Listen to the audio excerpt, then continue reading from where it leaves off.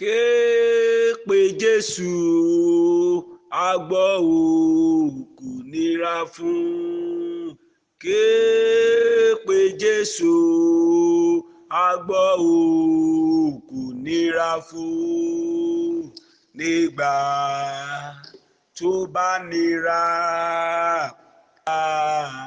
tó le koko, nígbà tó bá nira lásìkò tó le koko, ké pe Jésù á gbọ́ o, kò nira fún.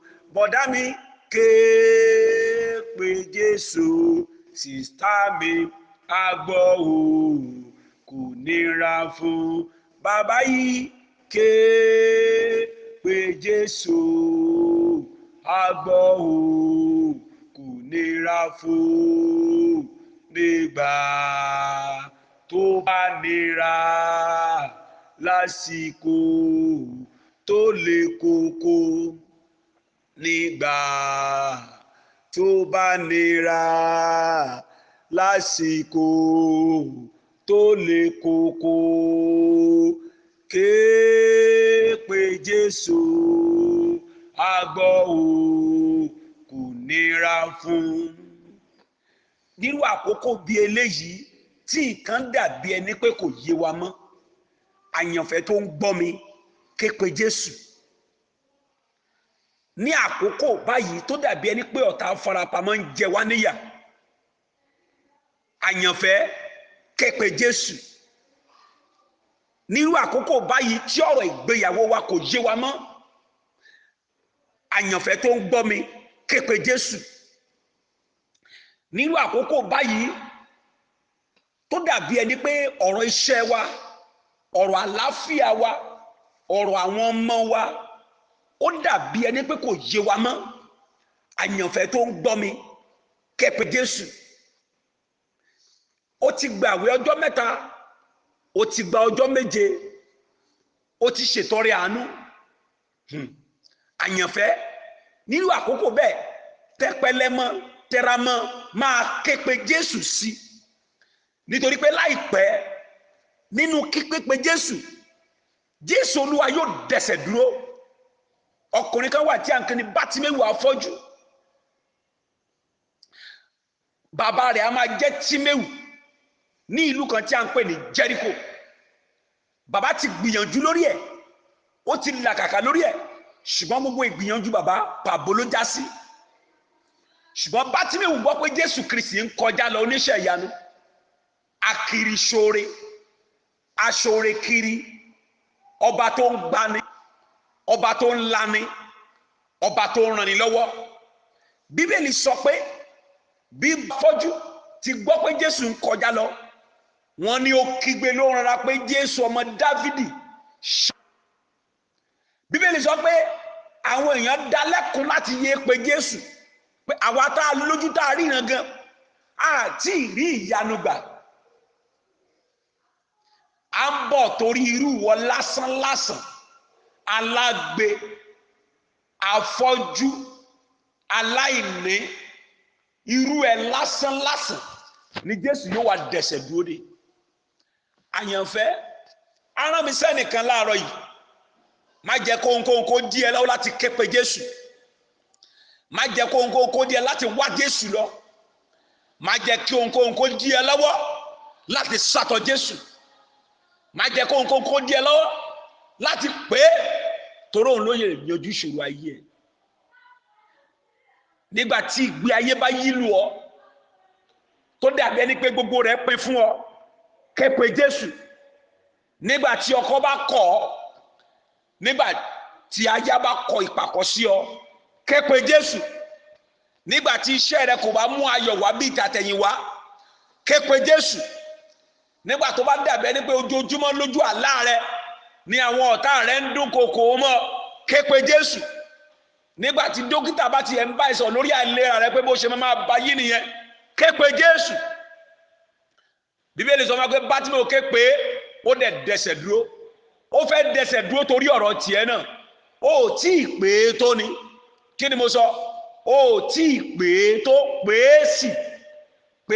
sí ọ̀rọ̀ ayé rẹ jẹ́ kó wá bá ẹ dá sí nígbà tí tẹ̀dó olú Jẹ́ríkò dàrú àwọn àgbààgbà tọ̀ Ọlọ́run lọ wọ́n tọ̀ wòlíì Ọlọ́run lọ pé kó bá wọn bá Ọlọ́run sọ̀rọ̀ nígbà tí àwọn ọmọ Ísírẹ́lì dé etí òkun pupa wọ́n rawọ́ ẹ̀bẹ̀ sí Mósè kó bá wọn ké pe Ọlọ́run nígbà táwọn Fílístínì dìde níbi tí Sámúẹ́lì ti ń bá ọmọ Ísírẹ́lì sọ̀rọ̀ ní Mísípè Bíbélì sọ pé àwọn ọmọ Ísírẹ́lì bẹ̀ Sámúẹ́lì kó bá wọn bẹ̀ Ọlọ́run kò dẹ̀ dojú àdúrà tì wọ́n ní kí n sọ fún ẹ pé Ọlọ́run ò gbàgbé ẹ ìwọ ni kò sọ ìwọ ni kò sàtọ̀ nítorí pé bíntín báyìí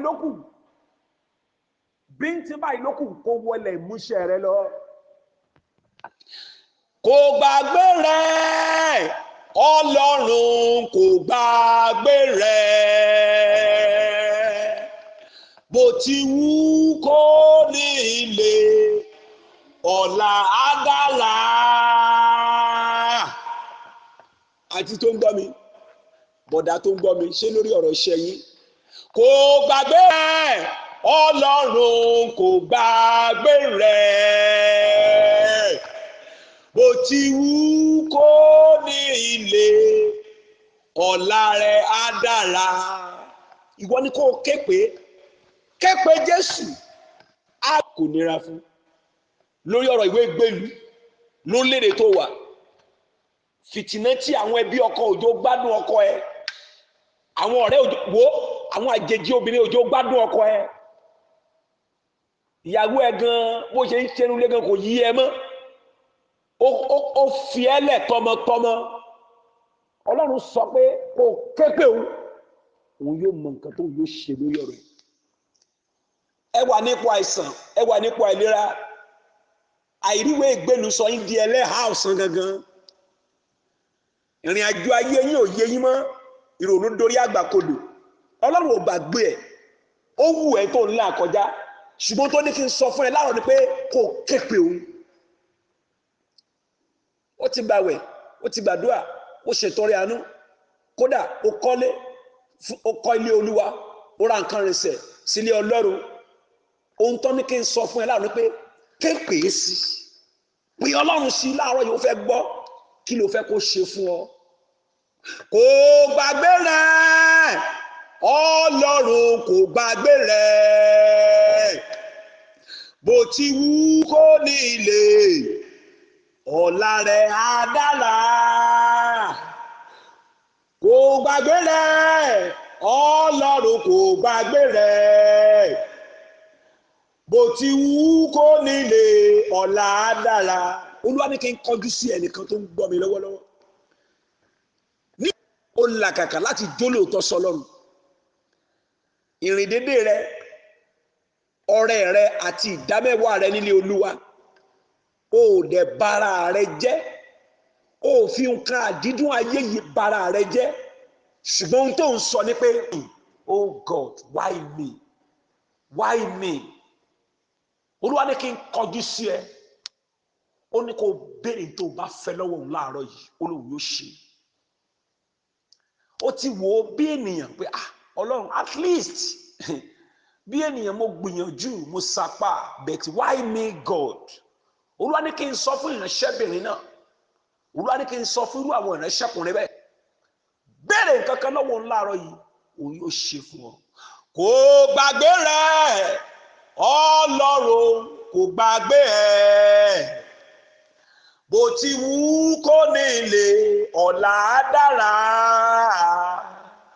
kò gbàgbé ẹ Ọlọ́run kò gbàgbé ẹ bó ti wù kó ní ilé ọ̀la dára àwọn tó fẹ̀yìntì àwọn tó sinmi lé àwọn tó fi àṣírí ayé rẹ hàn àwọn gan ló wà nídìí ogun tó ń jà ẹ́ àwọn ni agbódegbà wọn a máa fẹ́ tún ṣe ẹlẹ́yà Olúwa ní kó képe òun láàárọ̀ yìí òun ṣetán láti gbèjà rẹ̀ jà àyànfẹ́ tó ń gbọ́ mi bó o bá gbé oògùn jẹ tó o bá para rẹ o sá ń lé kò yanjú ìṣòro ayé ẹ ohun tó ní kó o ṣeré bá Ọlọ́run sọ̀rọ̀ láàárọ̀ yìí, bá Ọlọ́run sọ̀rọ̀. Ìwọ tó ń gbọ́ mi, orílẹ̀-èdè ló wà tàbí orílẹ̀-èdè bùnmí, ńlá nǹkan kan kọjá lórí ọ̀rọ̀ ọmọ, lórí ọ̀rọ̀ iṣẹ́. Òṣìṣẹ́ òun náà kò yọ, ó dá aláìmọ́ṣe. Ìwọ tí ẹ ríṣẹ́ ṣe, òun sùn òun jí, bíìlì ẹ òrówó tó fi san.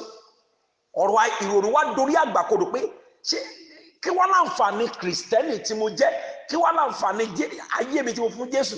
Àwọn ọ̀rẹ́ mi tí ò mọ Ọlọ́run wo, ó má dàbí ẹni pé ó tún wá fún, àbí kí n padà ní, bó bá padà yẹn kọ́ ni solution. Bá Ọlọ́run fẹ́ gbọ́ ohùn ẹnìkan láàárọ̀ yìí, ó fẹ́ kẹ́nìkan ó bá wọn sọ̀rọ̀.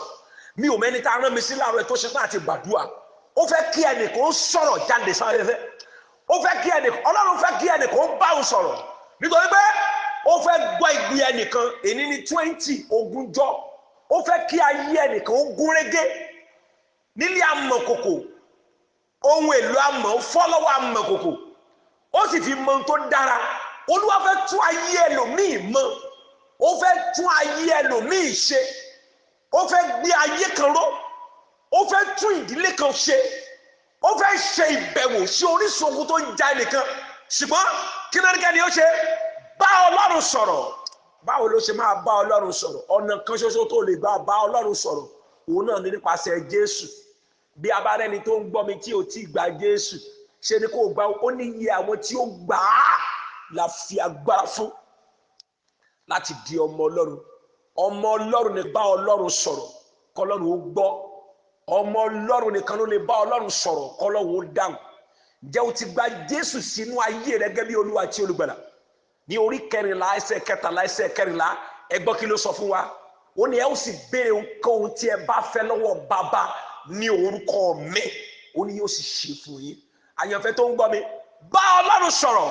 Ṣùgbọ́n ọ̀nà kan ṣoṣo tó lè fi bá Ọlọ́run sọ̀rọ̀, ẹgbọ́n tó sọ fún wa, ó ní kò sẹ́nikẹ́ni tó lè wá sọ́dọ̀ Bàbá bí kò ṣe nípasẹ̀ mi.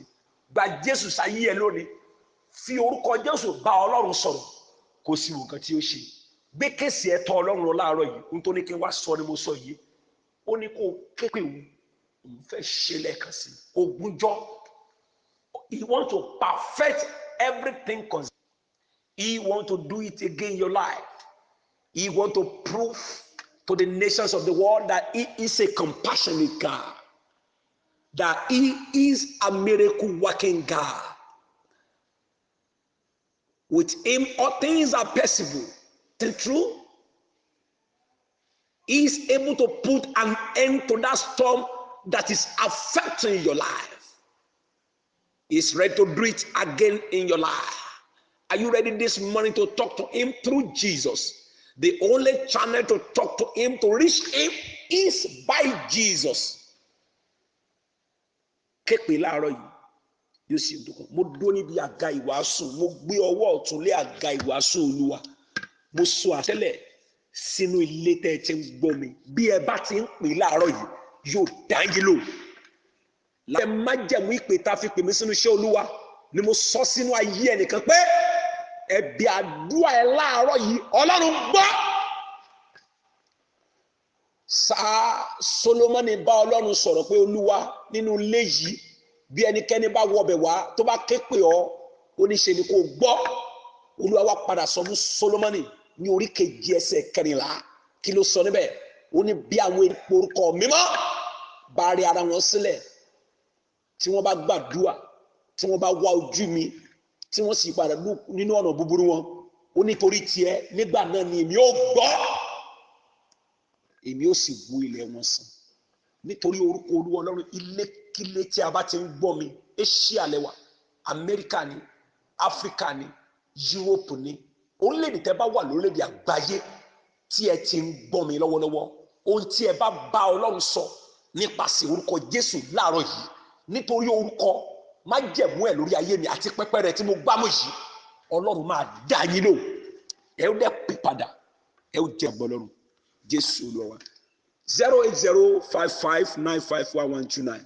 Pastor Praise O Bamishaye. God bless you.